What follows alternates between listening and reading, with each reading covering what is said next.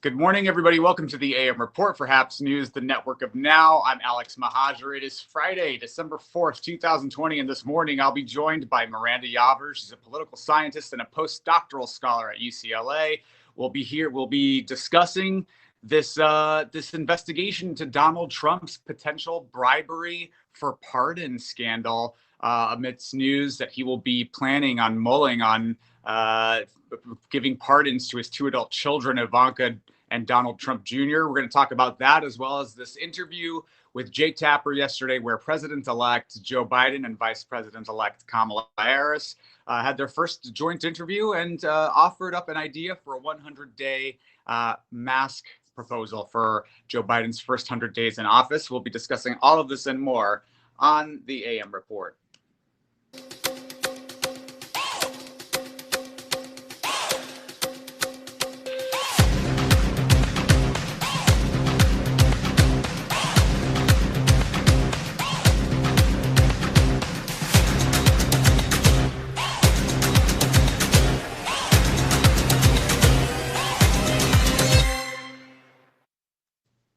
Happy Friday, everybody. Welcome to the program. Thank you so much for joining. I'm Alex Mahajer. If you're watching on the HAPS website or platform or app, you can click the award button and let us know you're enjoying it, and it'll come up right up on top. We'll see. Or leave us a comment on Twitter, Facebook, Reddit, YouTube, Periscope, wherever you're watching, and let us know you're enjoying the program. And we will definitely bat around with you live on air. I don't know if we just had a connection issue or not. Sorry, it looks like we lost you guys. Anyway, welcome to the program this morning. Thanks for joining. And yeah, if you're watching on the HAPS website, app, or platform, leave us click the award button. Let us know you're enjoying it, or leave us a comment on Facebook, Reddit, YouTube, Twitter, Periscope, wherever you're watching, and we'll bat around with you live on air. We'll be joined by Miranda Yaver in just a moment. But first, today's top headlines. The coronavirus has now claimed 1.5 million lives globally, with 10,000 dying each day. The U.S. death toll has now surpassed 176,000 deaths. So, we've got a vaccine that's coming up before the end of the year here for some Americans. Everyone, please stay safe. Donald Trump has expressed on Thursday that he does not support the $908 billion COVID-19 stimulus bill that is the result of a compromise between Senate GOP and House Democrats that has been gaining momentum in recent days. As we know, there has been no new stimulus bill out of Congress. These talks have stalled.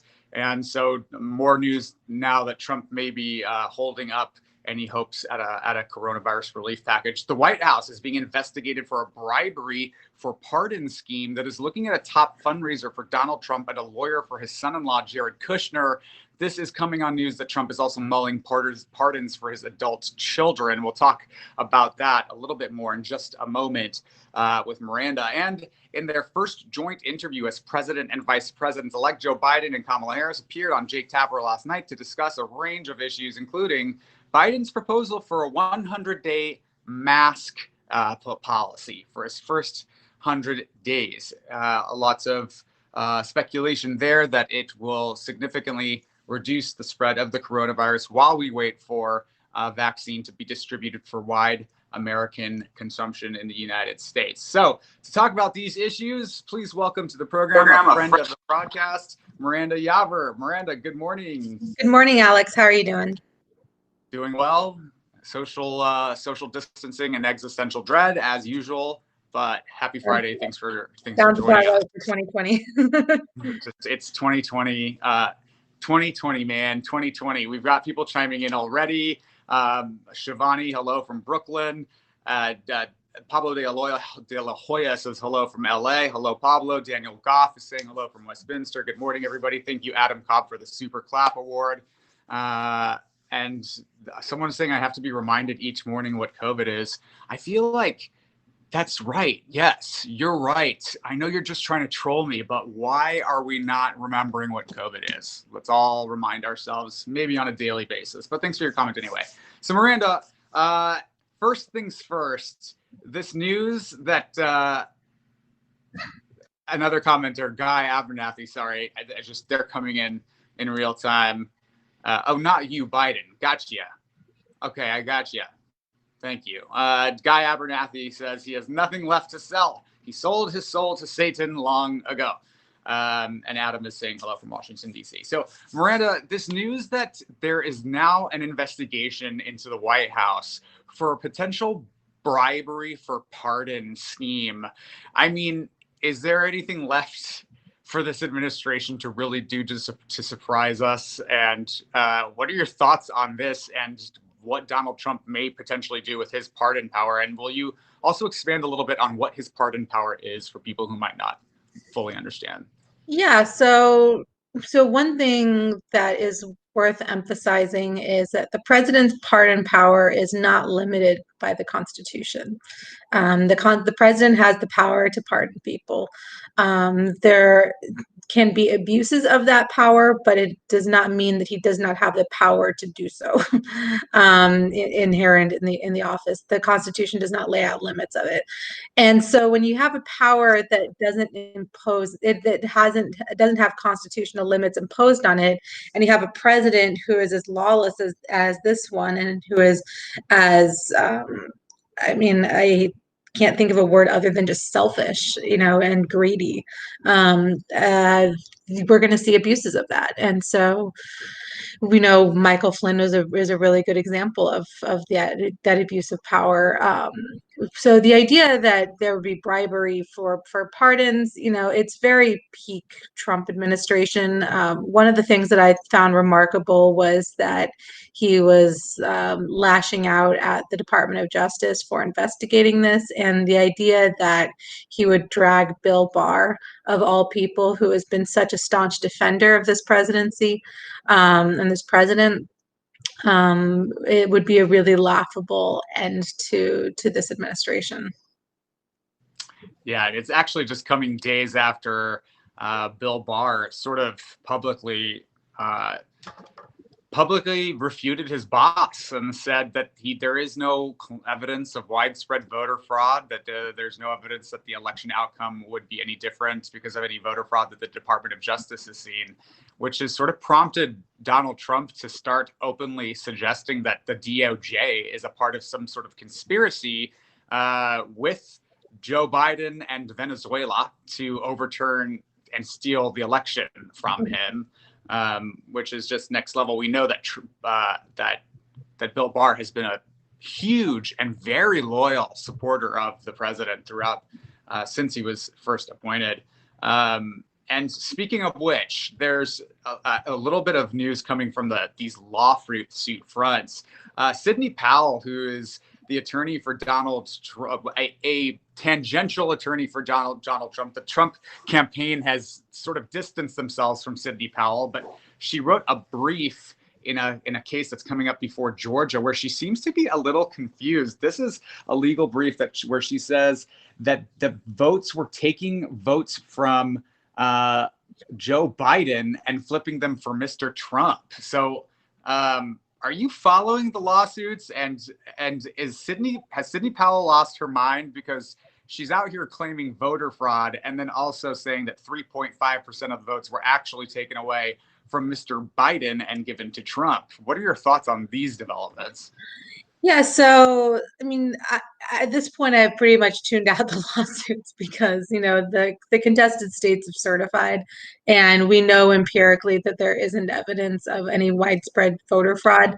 But the idea that the challenge that votes were being flipped from Biden to Trump kind of reminds me of the argument that Hillary Clinton was the one who colluded with the Russians so she could lose. It's like, what exactly is this argument here? Because it's really nonsensical. And at the end of the day, it's not grounded in facts. I watched a little bit of the Michigan hearing that really looked like, it made me wonder whether Parks and Rec had downplayed, public hearings, and was a little too subtle, which is saying something. But the fact that this is the cast of characters that they can come up with, and that these are the arguments that they can come up with, just shows how little evidence there actually is. How the fact that there's really no evidence. There's just no evidence, none that's been presented, and we already knew that he was going to raise these baseless allegations before the election, so it's not a surprise to anyone who's been watching. But speaking of Bill Barr and the DOJ, you know, and this idea of Trump's pardons. So something that I think people need to understand because the question of whether Donald Trump will pardon himself has come up. People are wondering whether he can, whether he can't, and also what might happen if how Donald Trump might find ways to pardon himself. So, can you clarify for our viewers the timeline requirements for a pardon in terms of past crimes versus future crimes, and the president, whether or not he needs to actually be charged with or even investigated for a crime in order to be pardoned for those crimes? So the president does not need to be charged with or investigated for a crime to be pardoned. No one needs to be charged with a crime or investigated for a crime to be pardoned. We can remember that Richard Nixon got a presidential pardon, and he by Gerald Ford, and he was not convicted. He was not even impeached. He resigned before impeachment, and so there were not. This was not because of legal wrongdoing. This was because of allegations of wrong. I mean, we know what happened with Watergate, but from a legal perspective, there was not a conviction. There was not a formal charge, or not a formal criminal charge or anything like that. So you can accept a pardon without having an investigation, let alone a conviction. One thing that is worth remembering, though, is that pardons only cover federal crimes. And so they're not going to cover crimes that happened, for example, in New York. So it's not going to be a blanket, you're fine from now on. It's going to be, you're fine with respect to crimes or potential crimes that may have been committed within, within federal jurisdiction. And as to whether the president can pardon himself, like I said, the president's pardon power does not have limits imposed on it by the Constitution, but the idea that you can pardon yourself means that you're a judge in your own case, and that is not consistent with the American legal system. So most legal scholars would say, yeah, the Constitution doesn't say specifically that he can't pardon himself, but a reasonable interpretation would mean that he can't. We've got a couple of really interesting comments. Marcus Lovingood. Hi, Marcus. He's trying to form some sort of revolutionist brand that's actually hurting his party. Look at Georgia. Boycott the Senate vote. Can't make this up. And it's true that it looks like Trump supporters are calling for a boycott calling on Trump's voters to not participate in the Georgia runoff election in January, on January 5th. And a question from Daniel Goff. Can you be pardoned, then be elected to a federal office, Miranda? Yes, you can. Yeah, there's not a restriction. Federal office requirements are, age and, citizenship and, living in, within that territory potentially, depending on what office you seek. You don't necessarily you need to live in the same state, but not necessarily the same district, for example. So yeah, you can absolutely receive a pardon and run for federal office. You might run into campaign problems, because there will be questions about, why did you accept a pardon? Does this imply criminality? Does this imply guilt? But there is not a restriction on that. So he could absolutely be pardoned and then run again in 2024. I think that's a really good point, Miranda. I think for clemency that's offered for people who have been wrongfully convicted of crimes, that's one thing. But for a person to pardon an unindicted crime, a crime that is not in the purview of the American legal jurisprudence system, or not publicly at least, that there's been no conviction or even an indictment yet, that is definitely implying wrongdoing. It's a de facto admission of guilt, isn't it? Yeah, I mean, there are debates over whether accepting a pardon implies that you're guilty, but I think that there are certainly reasonable interpretations to that effect. Okay, very good. We've got some more comments. One commenter is saying a pardon is an admission of guilt.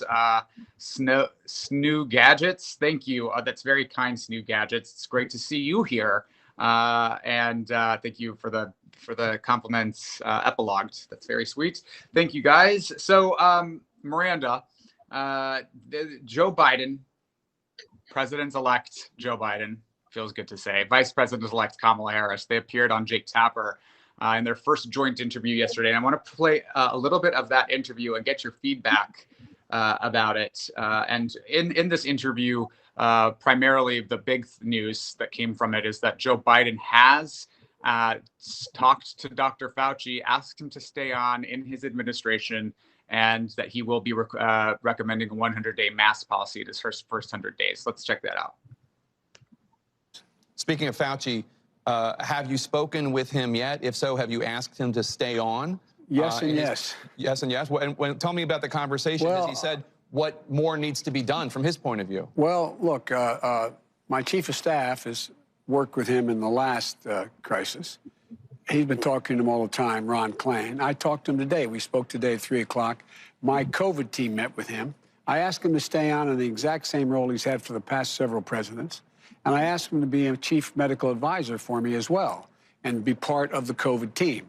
And so what has to be done is we have to make it clear to the American people that the vaccine is safe when it occurred, when that is determined. And number two, you have to make sure, as he points out, you don't have to close down the economy like a lot of folks are talking about now. If, in fact, you have clear guidance and you're able to say to businesses, okay, for example, bars and restaurants are going to close, but we're going to provide you the wherewithal to not lose your business like the House had passed. And we're going to be able to reopen.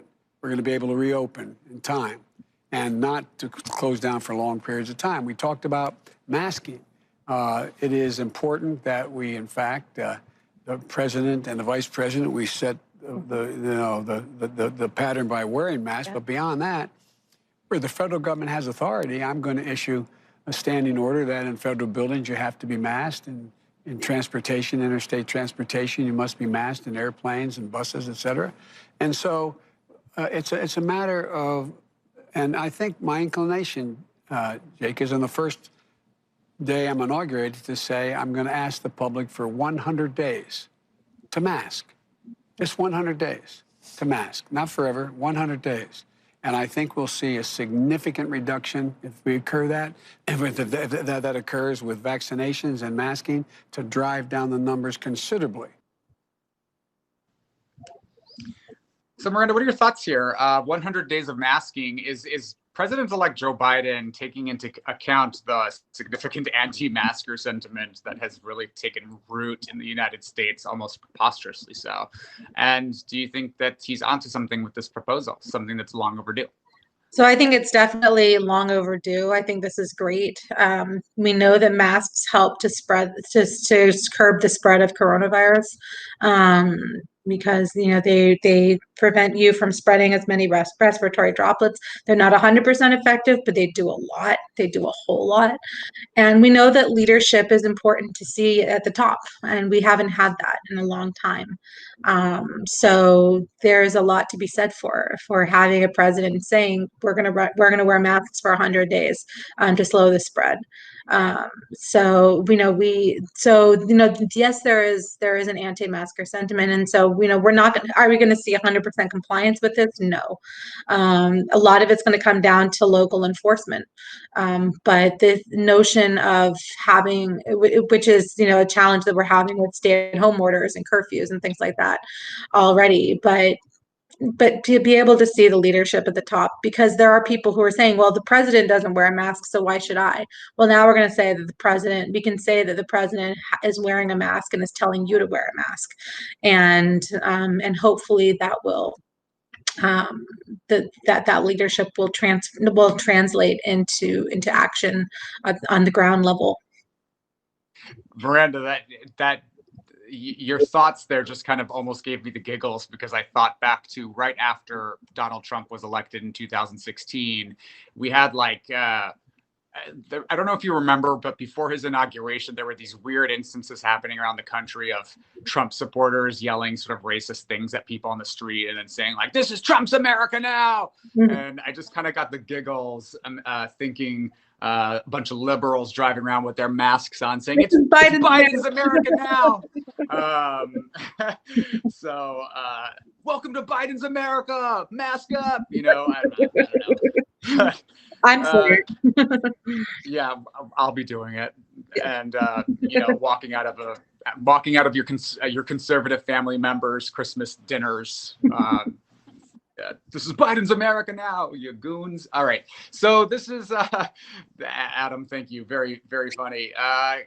It's great to hear real science from a president-elect. I'm sure that this policy will be met with widely varying reactions, says Adam Cobb. Thank you for the LOL award, Adam. So, Miranda, with that, we've got just really the really important news is that in Georgia, this weekend, December 7th, is the voter registration deadline for Georgia residents who want to participate in the January 5th runoff election. Early in-person voting there begins December 14th. January 5th is, of course, election day in the state. And we just heard news yesterday that 198,000 Georgians have been wrongfully purged from the voter rolls ahead of the November election, and then now the January 5th election. There's lawsuits now seeking to reinstate those voters. But if they are not able to succeed in obtaining an injunction through the courts, federal courts in Georgia, those voters will need to re-register, and they only have until December 7th this weekend to do that. So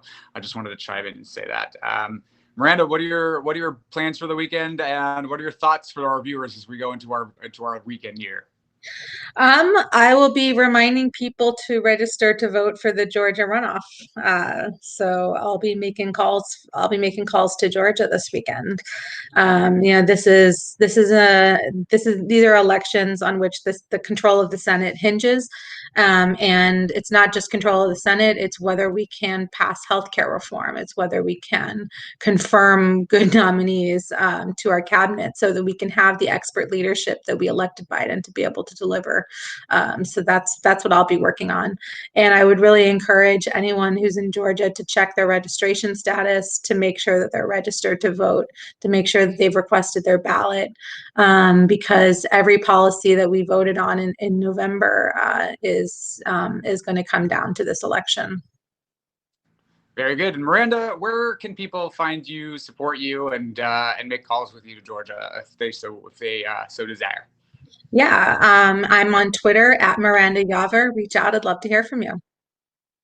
Very good. This has been Miranda Yaver, political scientist, postdoctoral scholar at UCLA, and a friend of the program. Thank you so much for joining us. Thanks, Miranda. Have a great weekend. You too. This has been the AM Report for HAPS News, the network of now. I'm Alex Mahajer. I'm your host. We are live every weekday morning at 7:30 a.m. Pacific, 10:30 Eastern, with all of your quick political news and headlines to get your day started right. If you like this journalism, if you like this content, please consider clicking the award button on the HAPS app or website and let us know you're enjoying it. Or consider subscribing or becoming a sponsor. You can do that at haps.tv/@Alex.